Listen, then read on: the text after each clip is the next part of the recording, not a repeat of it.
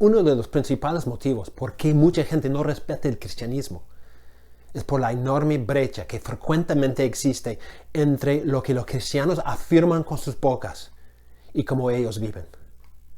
Los cristianos dicen que tienen el poder del Espíritu Santo dentro de ellos. No obstante, sus actitudes y su conducta no parecen ser muy diferentes de sus vecinos que no conocen a Cristo. En otras palabras, una gran cantidad de cristianos no se caracteriza por una vida de obediencia gozosa a su Dios. Se caracteriza por muchas cosas, por su música, o por sus críticas de la sociedad, o por ciertas alegaciones acerca de su destino final, o las bendiciones que tienen, pero ya no por un estilo de vida radicalmente diferente. La triste realidad es que en muchos casos su conducta y sus actitudes contradicen su fe y ponen en tela de juicio el testimonio del cristianismo ante la sociedad. Esa era una de las preocupaciones que tenía el apóstol Pablo en su carta a los Filipenses. Pablo estaba encarcelado, por ende estaba lejos de la vida de la iglesia. Entonces, en vez de visitar la iglesia, Pablo tenía que escribir una carta en la cual él expresa tanto su gratitud por el apoyo de la iglesia como algunas preocupaciones por varias situaciones en la iglesia. Una de las preocupaciones de Pablo era el testimonio de la iglesia en medio de los tiempos difíciles. Por lo tanto, en Filipenses 1:27, Pablo expresa su deseo para la iglesia. Él dice, solamente que os comportéis como es digno del evangelio de Cristo. ¿Ves su preocupación? Es una preocupación por la conducta de los cristianos. Pablo deseaba que los hermanos vivieran su cristianismo en la calle, que sus acciones se expresaran en una forma consecuente con el evangelio. Y el anhelo de Pablo fue que su obediencia fuera notable, sea que vaya a veros o que esté ausente. O sea, que si Pablo estaba presente con ellos o no, no importa. Que su conducta sea igual. Una conducta que testifica de la realidad del evangelio, no una conducta que contradice el evangelio. A lo largo de toda esta sección de la carta de Filipenses, empezando en 1:27 hasta 2:18, Pablo elabora este tema de una conducta que es digna del evangelio. Es decir, Pablo enseña a los filipenses cómo es vivir un cristianismo que es consecuente con nuestra fe. En los versículos 27 a 30 del capítulo 1, Pablo exhorta a la iglesia a perseverar firmes en su fe aún en medio de sufrimiento, sabiendo que Dios no solamente nos ha llamado a creer en Cristo, sino también a sufrir por Él. Después, en Filipenses 2, 1 al 4, Pablo exhorta a la iglesia a vivir en unidad. Pablo revela que para que haya unidad en la iglesia, cada creyente debe tener una actitud de humildad y tiene que rechazar toda forma de egoísmo, viviendo para los demás y no para uno mismo. Pero seguramente surge una pregunta muy relevante. ¿Cómo se ve esa humildad y esa abnegación en la práctica? Entonces, en Filipenses 2, 5 al 11, Pablo ilustra claramente cómo es la humildad y cómo es el sacrificio que la iglesia necesita. El ejemplo perfecto de esa actitud es el de Cristo Jesús. O sea, Pablo dice que si la iglesia va a tener una verdadera unidad, es necesario asumir la misma actitud que Cristo tuvo cuando Él se despojó a sí mismo, cuando Él se sacrificó por completo, cuando Él se humilló, mostrando que el camino a la gloria tiene que pasar por la abnegación total. Finalmente, en Filipenses 2, 12 a 18, Pablo concluye esta sección de exhortaciones acerca de una conducta consecuente con el Evangelio, llamándonos a una obediencia que toca cada aspecto de la vida. Es ese texto de Filipenses 2, 12 a 18, que queremos analizar ahorita. Pablo escribe: por tanto, amados míos, como siempre habéis obedecido, no como en mi presencia solamente, sino mucho más ahora en mi ausencia, ocupaos en vuestra salvación con temor y temblor, porque Dios es el que en vosotros produce así el querer como el hacer por su buena voluntad. Haced todo sin murmuraciones y contiendas, para que seáis irreprensibles y sencillos, hijos de Dios, sin mancha, en medio de una generación maligna y perversa, en medio de la cual resplandecéis como luminares en el mundo, asidos de la palabra de vida, para que en el día de Cristo yo pueda gloriarme de que no he corrido en vano, ni en vano he trabajado. Y aunque sea derramado en libación sobre el sacrificio y servicio de vuestra fe, me gozo y regocijo con todos vosotros. Y asimismo, gozaos y regocijaos también vosotros conmigo. Bueno, a través de este texto vamos a ver el tema de una obediencia que demuestra nuestra salvación. Una obediencia que demuestra nuestra salvación. Para desarrollar este tema, Pablo empieza con un mandato general y luego él aplica esa exhortación a través de dos formas concretas de poder poner en práctica esta exhortación. Entonces, vamos a empezar con el mandato principal en los versículos 12 a 13. Pablo escribe: por tanto, amados míos, como siempre habéis obedecido, no como en mi presencia solamente, sino mucho más ahora en mi ausencia, ocupaos en vuestra salvación con temor y temblor. ¿Cuál es el mandato que Pablo comparte? Es sencillamente ocuparse en su salvación. Este es el gran encargo que los cristianos tenemos. ¿Pero qué quiere decir esto? Bueno, Pablo nos explica su significado a través de una comparación. Pablo dice: como siempre habéis obedecido, así ocuparse en vuestra salvación. ¿Ves la comparación? Pablo dice que ocuparse en la salvación es la misma cosa que obedecer. La idea entonces es esto: que puesto que nosotros o ustedes ya tienen el hábito de obedecer en cada momento, o sea, si Pablo estaba presente o no, ahora tiene que seguir obedeciendo. Eso es lo que Pablo tiene en mente cuando él escribe: ocupaos en vuestra salvación. Nosotros nos ocupamos en nuestra salvación cuando ponemos en práctica la salvación. Nos ocupamos en la salvación cuando vivimos las realidades de nuestra salvación en la vida diaria. Nos ocupamos en la salvación cuando se ven las consecuencias de la salvación a través de nuestra conducta y nuestras actitudes y nuestro todo. Obviamente, Pablo no tenía en mente ganar la salvación o buscar obtener la salvación, porque ya hemos recibido ese regalo de la salvación. Más bien, la salvación en este contexto se refiere a lo que nosotros llamamos la santificación. Y el punto de Pablo es que debemos vivir la realidad de nuestra salvación en cada momento, mostrando una vida transformada donde la obediencia es nuestra postura siempre. Pero Pablo agrega otro detalle muy importante en cuanto a este encargo de vivir nuestra salvación. ¿Con qué postura debemos vivir nuestra salvación? Pablo dice que debe ser con temor y temblor. Es decir, obedecemos con una actitud de sumisión y respeto.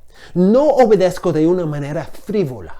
No cumplo mi responsabilidad a la ligera. Más bien, debo tomarla muy en serio y con el temor que Dios merece por ser el Dios del universo. O sea, obedecer con temor y temblor es reconocer que estamos obedeciendo a alguien que es nuestro superior, que es nuestro Rey y Señor.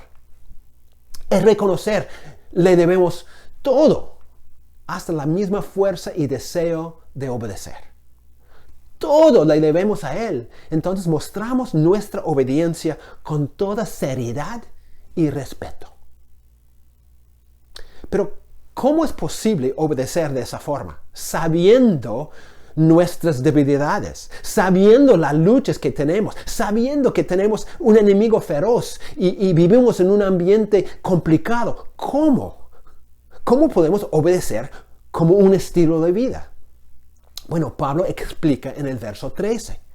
Él nos informa que nosotros debemos llevar a cabo, debemos poner en práctica nuestra salvación con temor y temblor, justamente porque Dios es el que en vosotros produce así el querer como el hacer por su buena voluntad. En otras palabras, la razón por qué debemos ocuparnos en nuestra salvación con temor y temblor es porque es Dios mismo quien está activamente obrando en nosotros, haciendo posible nuestra obediencia. Es Dios mismo que produce el poder para obedecer. Es Dios mismo que fomenta en nosotros el deseo de obedecer. Su actuar dentro del creyente energiza nuestras vidas. Su poder obrando en nosotros hace posible y motiva una obediencia. Por ende, todo progreso en santificación, todo avance hacia la madurez espiritual es una consecuencia de la presencia y la obra de Dios en el creyente. Eso significa que lo que hace posible nuestro actuar no es nuestra propia fortaleza, no es la fuerza de nuestro compromiso, no es la profundidad de nuestro conocimiento o experiencia, no es la pasión de nuestra fe, ni nada de nosotros. Más bien, es totalmente una obra de Dios. Una obra de Dios en nosotros que activa nuestra fe y hace posible nuestra respuesta de obediencia. Nosotros podemos obedecer porque es Dios mismo quien está obrando dentro de nosotros. Su previa y constante obra en nosotros energiza y hace posible nuestra obediencia. O sea, el resultado de su obrar en nosotros es nuestra nueva capacidad de poner en práctica nuestra salvación en la vida diaria. Y ocuparnos en nuestra salvación de esta manera es una señal clara de una conducta consecuente con el Evangelio. Esta primera exhortación de Pablo es un llamado a la iglesia a poner en práctica en cada área de sus vidas y en cada momento las realidades de su salvación. Es un llamado a vivir una vida de obediencia con mucha seriedad y vivirla no solamente cuando nos están mirando, sino en cada circunstancia y cada momento. Es un llamado a reconocer que Dios está obrando constantemente en nosotros para que podamos cumplir, para que podamos vivir una vida transformada, para hacer de nuestras vidas ejemplos de obediencia en este mundo. Hermanos, ya no podemos seguir a medias tintas. Ya no podemos contradecir la fe con vidas tan conformadas a este siglo. Vivamos nuestra salvación. Seamos ilustraciones vivientes del poder de Dios que produce en nosotros tanto el querer como el hacer, que resulta en vidas de obediencia gozosa. Esa es una vida consecuente con el Evangelio. Pero quizás tú dices, yo necesito ver algunos ejemplos más concretos de cómo ocuparme en mi salvación. ¿Cómo puedo hacer esto concretamente? Afortunadamente, Pablo sigue en el texto dándonos dos ejemplos de maneras prácticas de vivir esta clase de obediencia. Él nos da dos aplicaciones de esta obediencia en los versículos 14 a 18. El primer ejemplo se encuentra en los versículos 14 a 16 y se trata de una obediencia en nuestra actitud. Pablo escribe: haced todo sin murmuraciones y contiendas. Es una exhortación muy amplia, ¿no es cierto? Haced todo. O sea, no hay límites acá.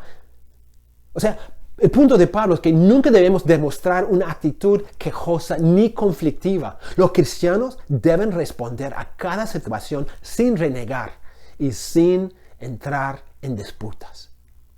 Es interesante cómo Pablo eleva esta exhortación a un plano de mucha importancia. Por lo general, cuando nosotros pensamos en obedecer, pensamos en cosas que parecen más fuertes, como no cometer adulterio, no robar, no mentir o cosas por el estilo, ¿no es cierto? No obstante, Pablo demuestra que una verdadera obediencia también toca nuestras actitudes. Una vida consecuente con el Evangelio, el ocuparse en nuestra salvación, incluye una actitud no quejosa y no belicosa. O visto del lado positivo, una actitud consecuente con el Evangelio es una actitud de gratitud, sea lo que sea la situación. Es una actitud de tolerar a los que piensan diferente. La persona quejosa y la persona que disputa no está demostrando un verdadero cristianismo. Es el punto de Pablo. Pero ¿sabes por qué? Porque la persona que tiene el hábito de murmurar realmente está diciendo que Dios le está fallando. Que lo que Dios ha provisto no es bueno, no es suficiente, no es como debe ser. Entonces, realmente llama a tela de juicio la bondad y los motivos del mismo Dios. Es exactamente lo que se ve en el Antiguo Testamento. ¿Se acuerdan? Cuando el pueblo de Dios fue liberado de su esclavitud en Egipto y empezó a caminar en el desierto, ¿se acuerdan? ¿Qué pasó? Por ejemplo, no podían encontrar agua por 3 días.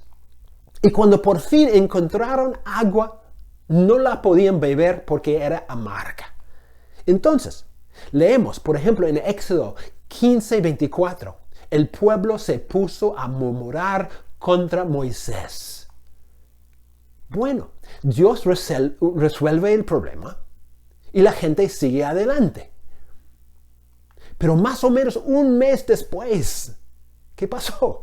Leemos según Éxodo 16:2. Toda la congregación de los hijos de Israel murmuró contra Moisés y Aarón en el desierto. Y les decían los hijos de Israel: ojalá que hubiéramos muerto por mano de Jehová en la tierra de Egipto, cuando nos sentábamos a las ollas de carne, cuando comíamos pan hasta saciarnos, pues no habéis sacado a este desierto para matar de hambre a toda esta multitud. Increíble, ¿no? El pueblo de Dios, que Dios acababa de liberar milagrosamente después de años de dura esclavitud, ahora se encuentra en una situación no muy agradable. Entonces, ¿cómo responde? Murmuró contra Moisés y Aarón y sus líderes. Se quejan por su situación. Entonces, Dios, en su generosidad, provee maná, pan del cielo. Y provee todos los días sin faltar. No obstante, escuchen lo que el texto dice acerca de las murmuraciones del pueblo de Dios. En Éxodo 16:8. Jehová ha oído vuestras murmuraciones con que habéis murmurado contra él. Porque nosotros, ¿qué somos?, dice Moisés. Vuestras murmuraciones no son contra nosotros, sino contra Jehová. Las constantes quejas del pueblo, aunque dirigidas hacia los líderes, realmente eran quejas contra Dios. El pueblo no estaba contento con los líderes que Dios había escogido. No estaban contentos con la situación en la cual Dios les había puesto. No estaban contentos con la vida, la misma vida que Dios les había regalado. Sus murmuraciones demostraron que ellos no estaban satisfechos con Dios. Hermanos, así es en el fondo cuando nosotros tenemos actitudes quejosas. Un cristiano que reconoce que Dios tiene control de todo, pero que tiene una actitud quejosa, está murmurando contra Dios y contra el actuar de Dios. Por ende, Pablo dice que el cristiano no debe murmurar y no debe ser conflictivo con los demás. Esas actitudes no reflejan el carácter de Dios, sino el carácter de este mundo. Lo que Dios desea de nosotros es que tengamos actitudes de gratitud y tolerancia, de contentamiento y de amor. Pero ¿cuál es el propósito de vivir nuestra salvación sin quejas y disputas?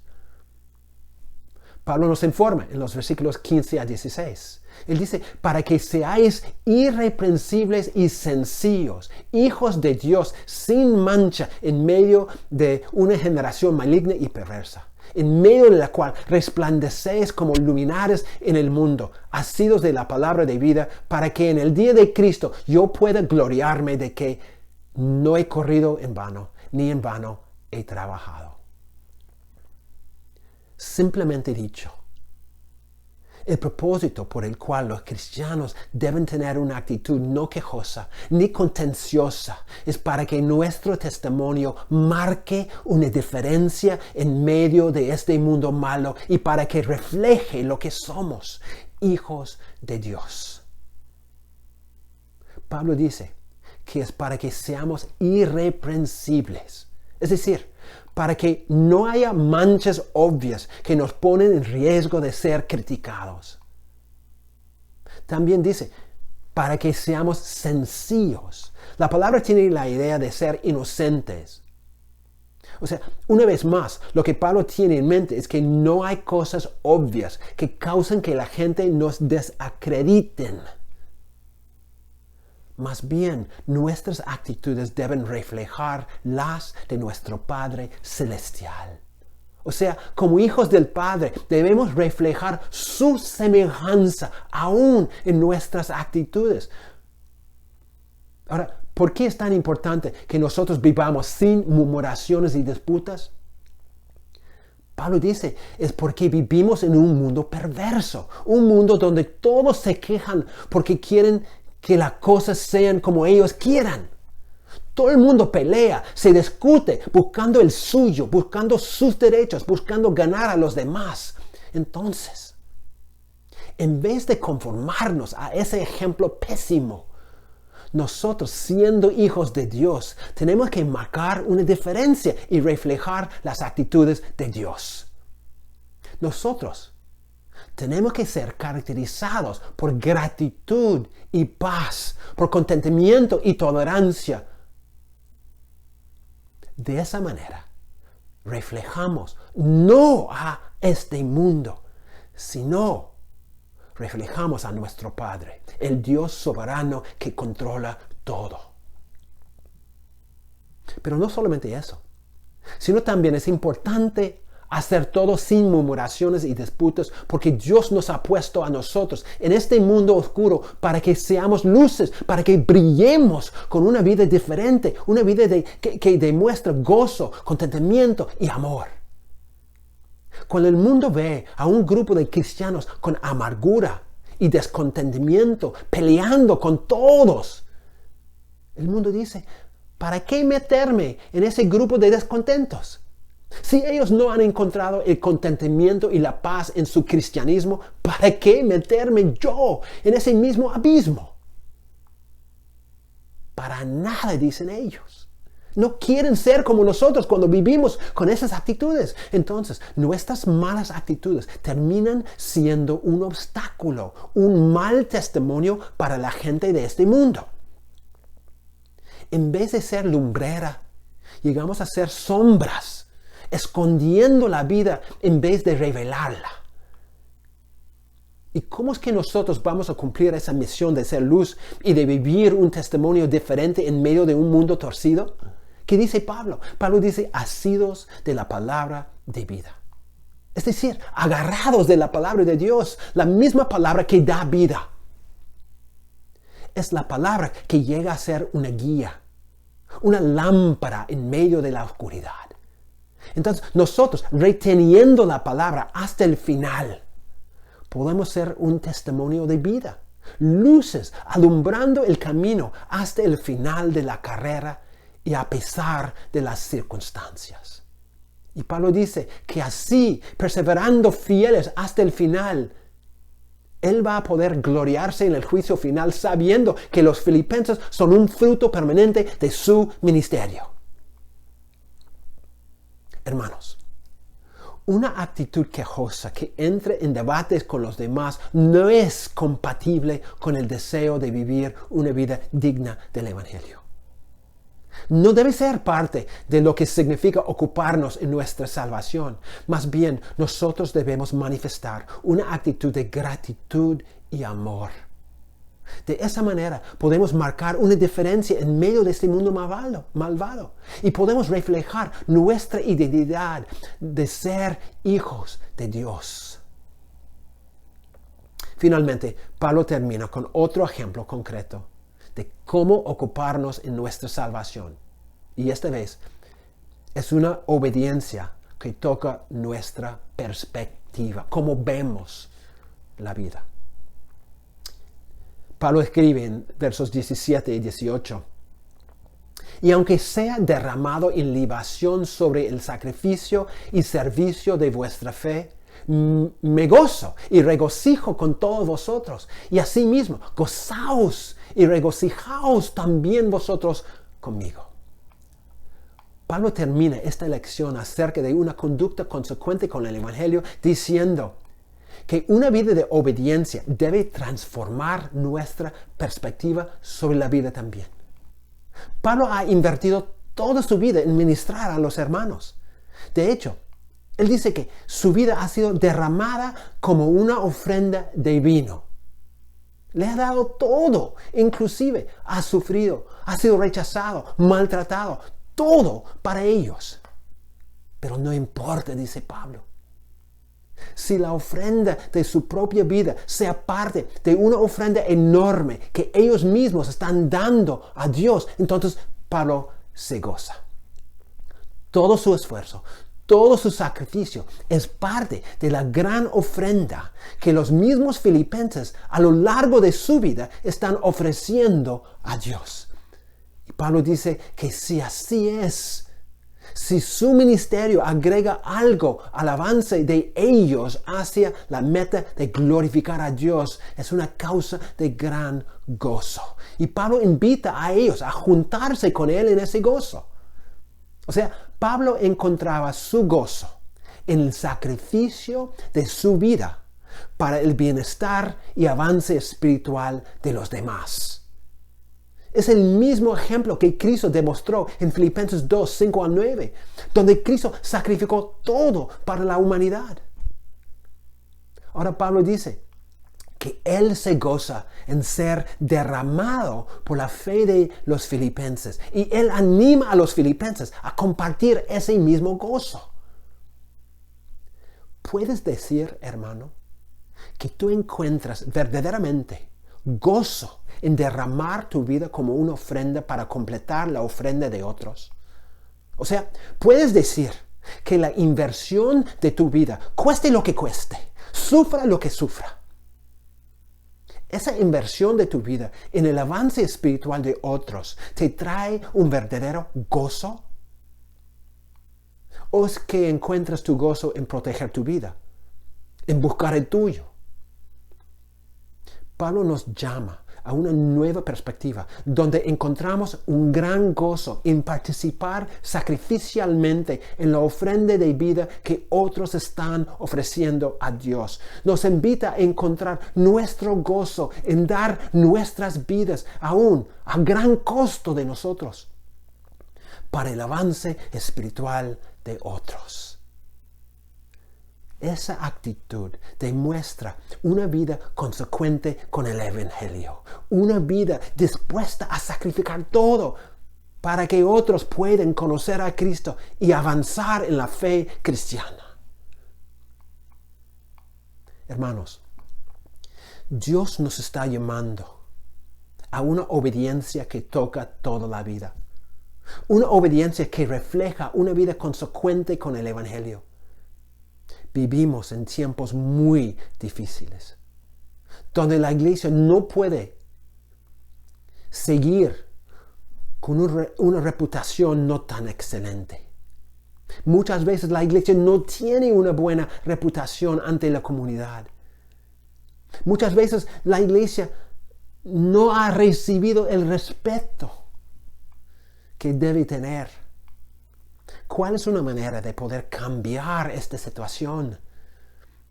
Es vivir una obediencia gozosa, una obediencia radical, donde el mundo puede ver una gran diferencia en nosotros. Esto significa no simplemente hablar de nuestra salvación, sino vivirla. Y vivirla en cada situación con una actitud de reverencia y seriedad. Viviendo con gratitud y amor. Encontrando nuestro gozo en la ofrenda en nuestras vidas. Y la ofrenda que otros están dando a Dios, como nosotros apoyamos e invertimos nuestras vidas en su avance espiritual. Esas cosas representan una obediencia vivida, una obediencia que demuestra que el Evangelio es real en nuestras vidas. Hermanos, vivamos nuestra salvación con temor y temblor.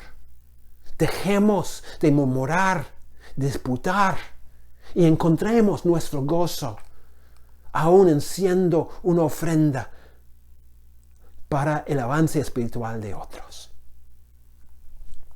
Que Dios los bendiga.